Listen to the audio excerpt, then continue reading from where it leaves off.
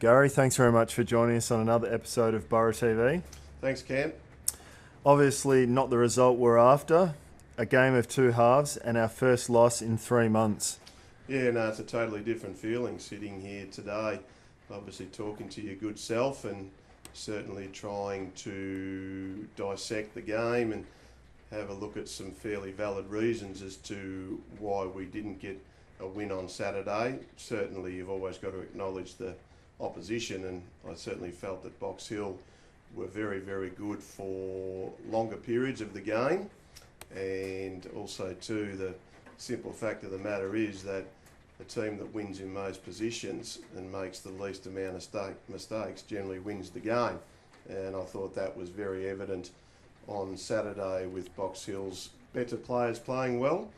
And I thought they had a winning midfield, and of course subsequently with that winning midfield they're getting some pretty good ball inside their forward half, and I thought their forwards were actually able to take marks in real dangerous areas, and that put our defence under a lot of pressure, although I thought our defenders actually held up reasonably well. But between the midfield and the forward line I thought we were pretty dysfunctional, and of course it makes it hard to win a final. And we turned the ball over too many times, and of course when you turn the ball over the opposition generally make you pay, and Box Hill did that also.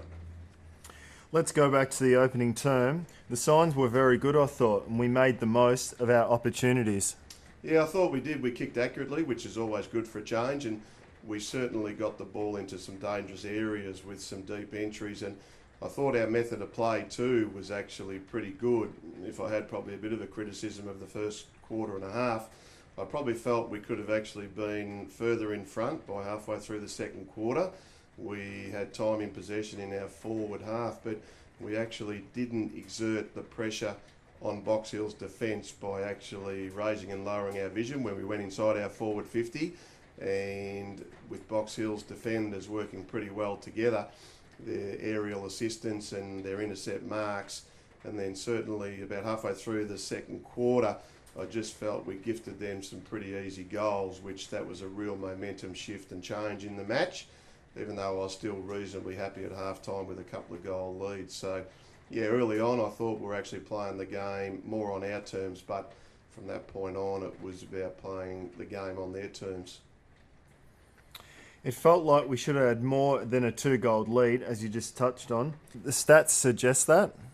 It wasn't so much the stats, it was actually looking at what we needed to do to put more pressure on them, and I didn't think there was a lot in the game at half time. It was 8 goals to 6 goals, but I thought it was really what Box Hill were able to do when they stepped up to the plate and actually exerted more pressure on us.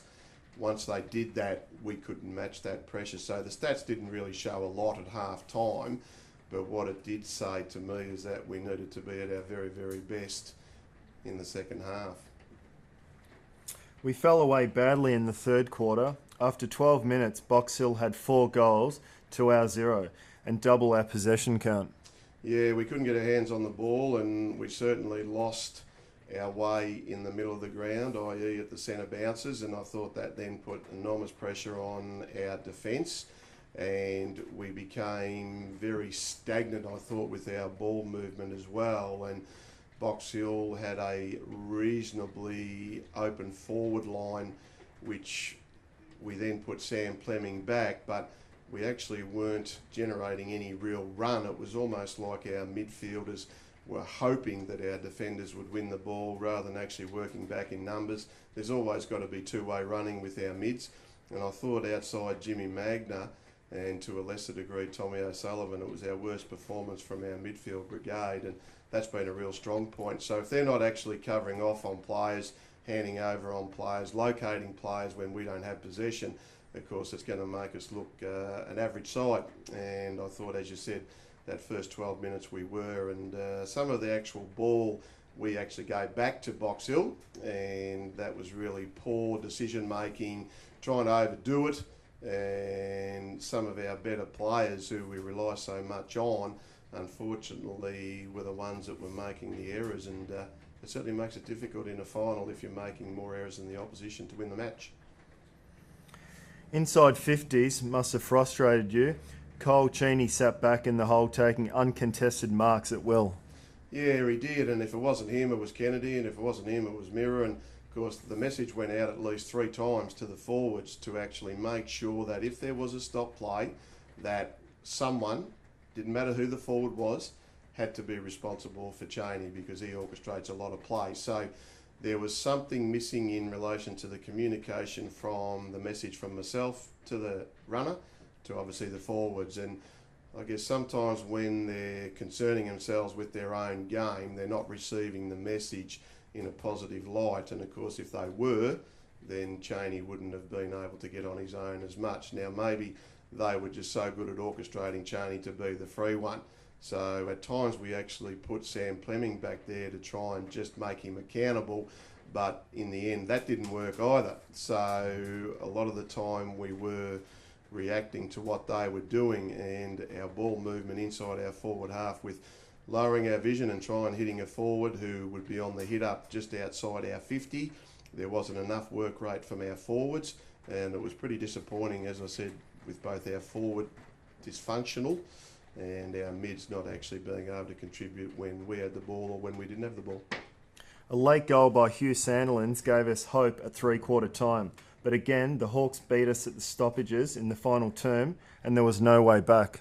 No, you're right, and we actually swapped Will Johnson back into defence, and of course then Huey Sandilands went forward, and with Ben McAvoy and also Too Loudon in the ruck, you've got a 100-game player in Ben McAvoy who was pretty damaging, and he's rucking against Sandy Robinson and young Nick Prowse. So we've been able to cover that with our ability of our midfielders to actually read the opposition hits, but the spread normally we have, which is quite exciting and quite quick, wasn't there on the weekend. And if you go through the stats at the end of the day, some of our better players really had very little impact, and it was really a case of too few on the day, and you're not going to beat the reigning premiers from last year if you've got little significant impact from your better players.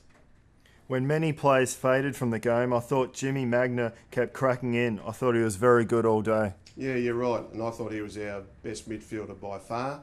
And I thought to a lesser extent Tommy O'Sullivan, and probably to a lesser extent Toby Pinwell. But we didn't really get a lot from our depth within the midfield.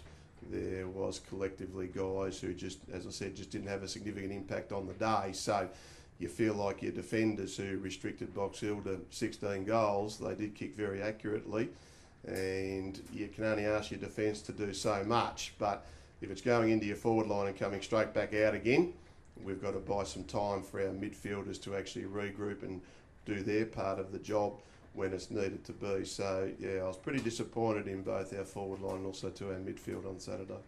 When you sit down and analyse the game, do you look at the first half and go away thinking our best is good enough if we can sustain it? Yeah, you do, because I thought we did play pretty well and we made a lot of the running, and who knows, Tommy O'Sullivan kicks that goal from directly in front. That would have possibly put us, I think, 5 goals up at that particular stage. But see, what finals football is all about, Cam, is being able to absorb the pressure that the opposition put on you, and it's generally a step up to what you've been used to in relation to the home and away series. So we've got to get better at that this week. One of the reasons why you finish in the top 4 is because you get the double chance. So we've got Sandringham back at home on Saturday now. Our development team had a really good win, so there'll certainly be some guys vying for selection promotion, because generally when you put in a performance of that ilk, it does make the match committee look at some serious change. So we'll have a good look at what Sandringham did to Collingwood and work out their strengths and weaknesses, and certainly look at how we can be better on Saturday.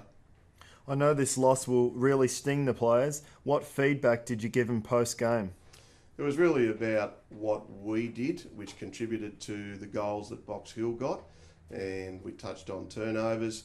We touched on the fact that we didn't step up to the plate when the pressure was even at its greatest, just prior to half time. We touched on the fact that we couldn't take a mark inside our forward 50, and we certainly need to structure up better, and certainly our midfield needs to have more of an ascendancy when we've got the ball and when we don't have the ball. So they were the sort of 4 or 5 things we touched on, but we did also touch on the fact that we needed to regroup, and come Monday we'll certainly be working out the best way to implement the plans that we need to do to get back on track and win on Saturday, and hopefully win our way through to a prelim. Looking ahead, we play Sandringham this week. I think the last time we played Sandringham in a final was back in 2004. This presents another great opportunity for us. Yeah, it does. And look, sometimes you don't get what you want in life, and certainly we didn't get a passage through to the prelim. So now, as we said, we have to regroup. We've got to do it the hard way. Now, this group has been improving over the last 20 weeks to this particular point. So we are a very, very good side. We've got some extremely talented players. There's been a lot of guys that have been in really good form over the last couple of months. Sometimes you do get a bit of a kick up the backside, and it's about how you respond. So I'd expect the group to respond. There's a lot of pride in this group. There's a lot of resilience in this group. And certainly you don't want to be looking at the position that you put yourself in and then go out in straight sets. So our 2 hours on Saturday is going to have to be some of the best footy that we've played for the year. Greg Ryan's development team had a great win on Saturday and are into a prelim. Yeah, it's a great effort. They've been very, very good this year with being able to cover off on players for players that have been injured, and Greg's group sometimes certainly gets raped and pillaged, so to speak, with the best players coming out each week to be able to come into the senior team. So I really thought they were good, and they were challenged in the second quarter by Werribee, but once again, their ability to play as a team, their ability for players to step up. Sam O'Sullivan was very good. Tommy Gordon had a good second half. Tommy Johnson was very good throughout the 4 quarters. So those types of players have put their names in front of the match committee to actually be put into the senior team. So we'll be certainly looking at what we need to do. A lot of it will be based on those players that played well, and certainly looking at the right balance to take on Sandringham. So great effort by Greg and the boys. Now, with regards to Dave Fanning, how did he go in his comeback game, and which players in the development team stood out? Yeah, well, Dave got through the match, so that was the first and most important thing, and certainly he dominated in a general sense in the ruck. Now, what we've got to look at is whether we can bring David into the side to assist Sandy Robinson. What does Nick Prowse do? And the best players, as I mentioned before, were the likes of Sam O'Sullivan, Tommy Johnson. Cal Thornton was pretty consistent. I thought James Wilson had a good game as well. So Billy Hogan certainly contributed on the scoreboard. So all those boys have played senior footy throughout the course of the year. Unfortunately, in James Wilson's case, it hasn't been since the practice matches, but you never know who gets a chance at this particular time of the year. Now, with the Oakley Chargers having a week off, will any of them players come in consideration, do you think? Well, we spoke about the opportunity of bringing some of those players in, but they're pretty keen to keep all their best players available and give them a bit of a freshen up. So depending on what happens, hopefully we'll get another chance this weekend, and then we'll look at what we can do. But I'd say no at this stage, Cam. Gary, thanks very much for joining us again on another episode of Borough TV. Good luck on Saturday, and no doubt there'll be another big crowd behind the boys come Saturday afternoon. Yeah, good on you, Cam. Appreciate it, mate. Borough TV is a Port Melbourne Football Club production.